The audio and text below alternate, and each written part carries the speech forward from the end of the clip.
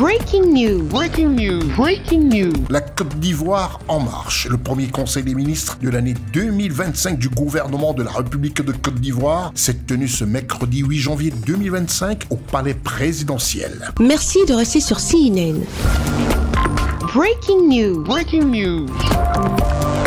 Ce mercredi 8 janvier 2025, au palais présidentiel de la République de Côte d'Ivoire au Plateau, s'est tenu le premier conseil des ministres du gouvernement Robert Begré-Mambé, présidé par le chef de l'État, président de la République de Côte d'Ivoire, son Excellence Alassane Ouattara. Un conseil des ministres, le tout premier de l'année 2025, avec à l'ordre du jour un seul point. Les échanges entre le président de la République de Côte d'Ivoire, son Excellence Alassane Ouattara, et le premier ministre Robert Begré-Mambé, comme nous le commente ici le ministre de la Communication, porte-parole du gouvernement, au point de presse accordé pour la circonstance. Monsieur le Premier ministre, prenant la parole, a souhaité ses vœux pour l'année 2025, à Monsieur le Président de la République, à son épouse, à sa famille et à tous ses proches, des vœux de santé surtout, de prospérité, de bonheur et de paix. Il a également présenté des vœux à Monsieur le Vice-président. Son intervention a été l'occasion de revenir sur le bilan de l'année écoulée, l'année 2024, qui se manifeste notamment à travers les investissements importants qui ont été réalisés par l'État, notamment au niveau social, et tout cela pour améliorer donc les conditions de vie des populations. Le Premier ministre est revenu aussi sur les importantes mesures qui ont été prises dans le cadre de la réforme structurelle de notre économie. Il a dressé le bilan de la feuille de route 2024. Pour 2025, le Premier ministre a annoncé la finalisation des projets inscrits au PND 2021-2025 et qui ne sont pas encore achevés. Il a mis l'accent sur la résilience de notre pays et sur tout ce qui a été développé pour accroître son attractivité. Le Premier ministre est également revenu sur les mesures qui ont été prises en faveur de l'autonomisation des jeunes et il a annoncé que pour 2025, nous allions accroître l'ensemble de ces mesures avec une plus grande participation des collectivités.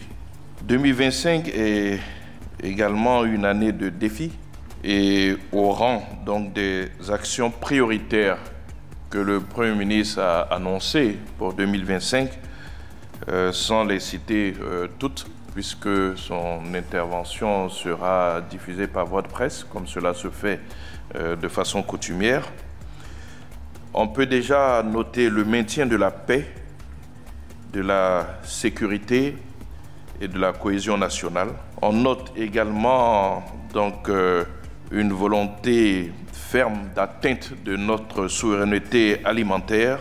Un autre de nos défis, ça va être l'amélioration de l'accès aux soins, notamment à travers la vulgarisation de la couverture maladie universelle, la CMU, une accélération du programme de logements sociaux, la lutte contre l'orpaillage clandestin et la préservation des forêts est inscrite également au rang de ces priorités et des défis pour 2025. Un renforcement de l'accès à l'eau potable, mais également surtout de la connexion des ménages à l'électricité à moindre coût. C'est un gouvernement imperturbable dans le respect de la vision du chef de l'État, soucieux du bonheur des Ivoiriens. En cette année 2025, marquée par le maintien de la paix, le développement, la sécurité, la cohésion nationale et la volonté ferme d'atteinte de la souveraineté alimentaire, l'accélération des logements sociaux, l'accès à l'eau potable, l'électrification de la Côte d'Ivoire déjà atteinte, mais revoir les coûts à la baisse, ainsi qu'une série d'autres mesures égrenées par le Premier ministre, chef du gouvernement, dont une belle annonce sur le produit intérieur brut en sigle PIB. Nous sommes convaincus que pour cette année, nous allons atteindre le niveau de déficit du PIB de 3% tel que fixé par les normes communautaires. On a vu qu'il y avait déjà des avancées pour 2024, donc l'objectif de 3% sera atteint en raison donc des efforts qui ont été faits au niveau de la gestion du pays. Il a surtout engagé les membres du gouvernement à être sur le terrain, à être au plus près des populations, de façon à pouvoir mieux faire connaître les acquis, mieux faire appréhender les acquis, mais surtout expliquer les projets qui sont en cours et répondre donc aux préoccupations des populations en ce qui concerne donc les autres projets. Enfin, le Premier ministre a terminé en renouvelant ses vœux donc au président de la République. C'est ensuite que le chef de l'État, président de la République de Côte d'Ivoire, son Excellence M.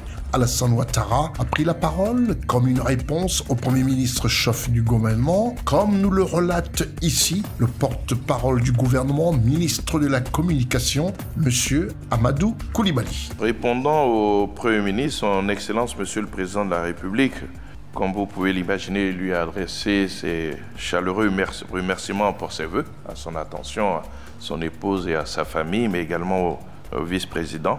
Le président de la République a surtout souhaité que l'engagement du gouvernement puisse permettre à notre pays de poursuivre sa marche vers son développement.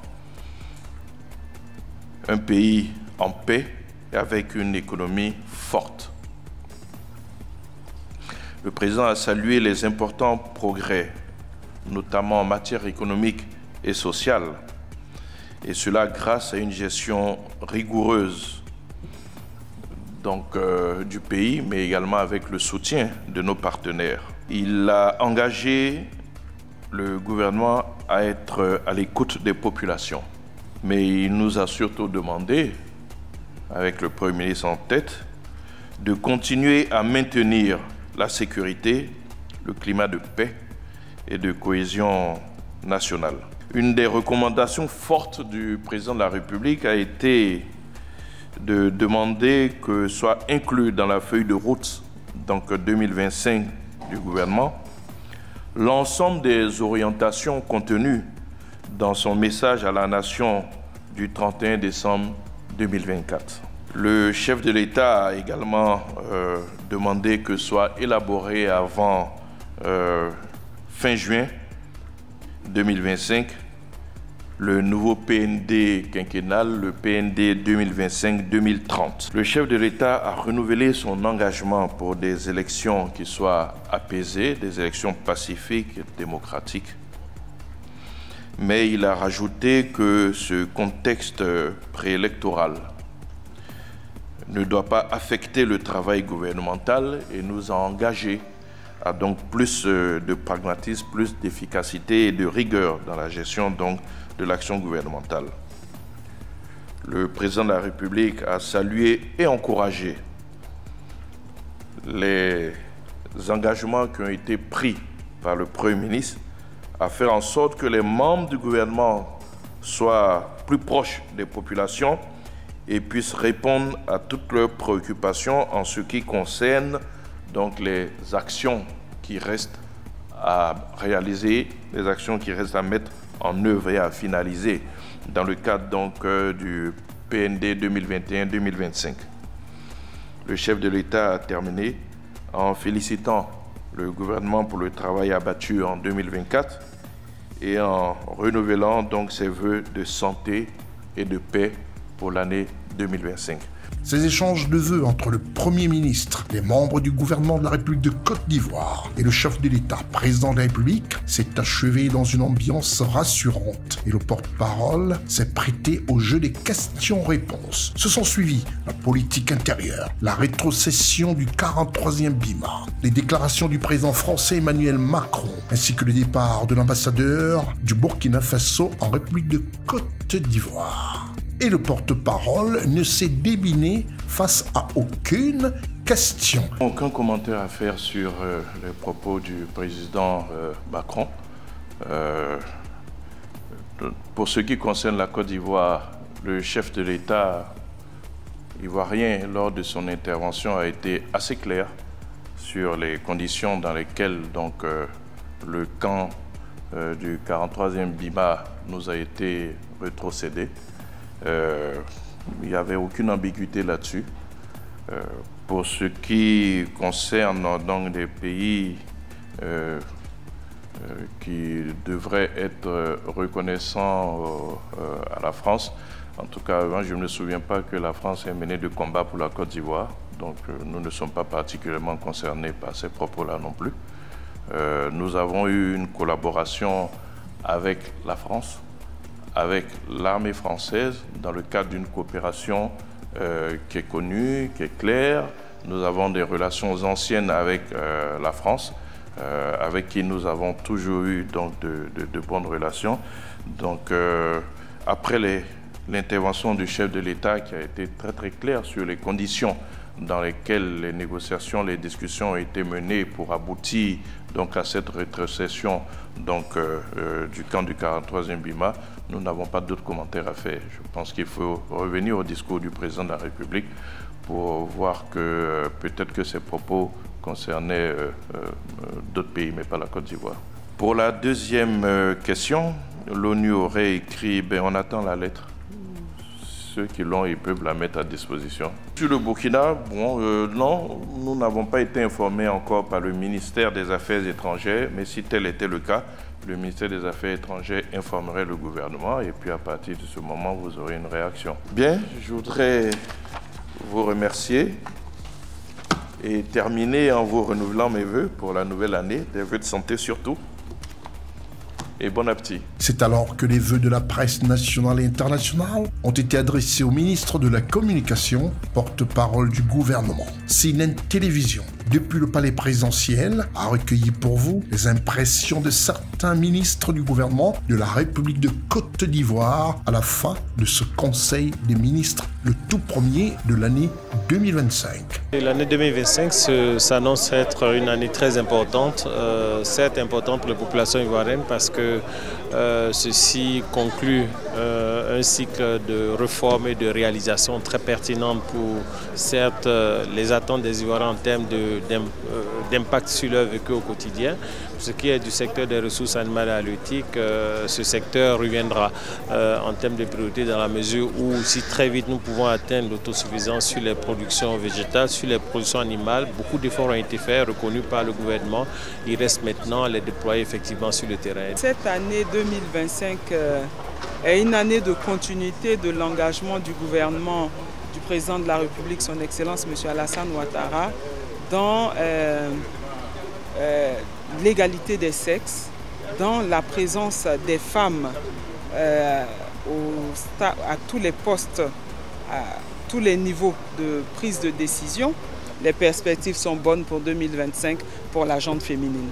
Le président a déjà donné le ton en nous demandant de nous mettre au service des Ivoiriens et surtout des producteurs. Et dans mon domaine spécifique, le président a parlé de la production de riz. Et je crois que la tendance aujourd'hui en matière de production de riz est haussière. Et nous entendons maintenir le cap. Prochain Conseil des ministres du gouvernement de la République de Côte d'Ivoire, prévu le 15 janvier 2025. Merci d'être sur CNN, la télévision autrement. Les programmes se poursuivent. Retrouvez toute l'actualité afro-mondiale en ligne et en multidiffusion sur CNN, C-Web Info et plateformes digitales, Facebook, YouTube, Instagram et en simultané sur Radio Voltage 2.